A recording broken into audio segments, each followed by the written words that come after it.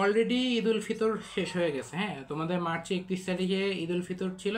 তারপরে মোটামুটি এপ্রিলে 1, 2, 3 তারিখ পর্যন্ত ঈদের একটা ভাইবস ছিল।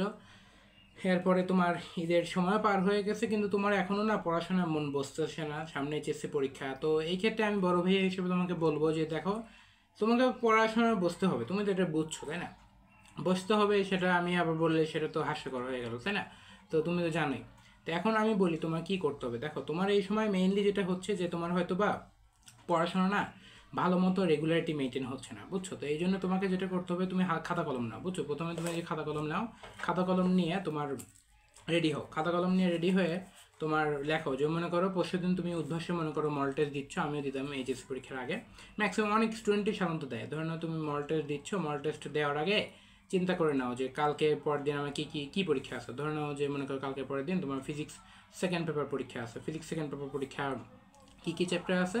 মনে করুন ধরে নাও চ্যাপ্টার 1 আছে তাপগতিবিদ্যা, চ্যাপ্টার 2 আছে জলবিদ্যুৎ, আর ধরে নাও চ্যাপ্টার 7 আছে ভৌত আলোক বিজ্ঞান আছে। তো তুমি এই চ্যাপ্টার 3টা আছে পড়তে হবে। তোমার এই চ্যাপ্টারগুলো তুমি কালকে পড়বা, মানে ধরে নাও পরশু দিন পরীক্ষা, আজকে থেকে পড়তে হবে। আজকে বিকাল থেকে ধরে নাও তুমি চ্যাপ্টার 1 আর চ্যাপ্টার 7 যদি একটু তুলনামূলক ছোটো, এগুলো পড়ে ফেললা। আর চ্যাপ্টার 2টা ধরে নাও কালকে বেশি ভালো করে সময় দিলা। তো এরকম করে করে তোমার যেই যে মডেল টেস্ট আছে, মডেল টেস্টের আগে আগে তোমার কোন কোন চ্যাপ্টার তুমি ভালো মতো পড়বা, এই চ্যাপ্টারগুলো তুমি ইনশাল্লাহ একটু চেষ্টা করবা যে প্ল্যানিংটা করে নিতে।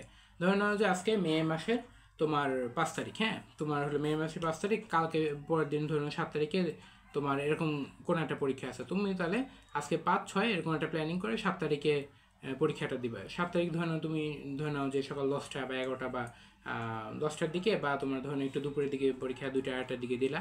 তাহলে 2টা 2টা পরীক্ষা দিয়ে এসে তারপরে আবার পড়াশোনা শুরু করবা 9 তারিখে পরীক্ষার জন্য। তো এরকম করে করে আর কি চলতে থাকবে। অবশ্যই এই ফ্লোতে থাকার চেষ্টা করবা। যদি একটা পরীক্ষার পড়া না যদি না হয়, হ্যাঁ, মনে করো তোমার ফিজিক্স সেকেন্ড পেপারে কথার কথায় 1, 2, 7 নম্বর চ্যাপ্টার ছিল, তুমি ধরনের 7 নম্বর চ্যাপ্টারটা হালকা পাতলা পড়লা, কিন্তু 1 আর 2 ভালো মতো পড়ছো, ওই যে 7 নম্বর বাকি থাকবে না, এই বাকি কিন্তু পরে তোলা অনেক কঠিন হবে। আমারও এরকম হয়েছিল, আমি কয়েকটা চ্যাপ্টার বাদ দিয়ে দিয়েছিলাম, পরে দেখে আর তুলতে পারি না, আর তুলতে পারি না।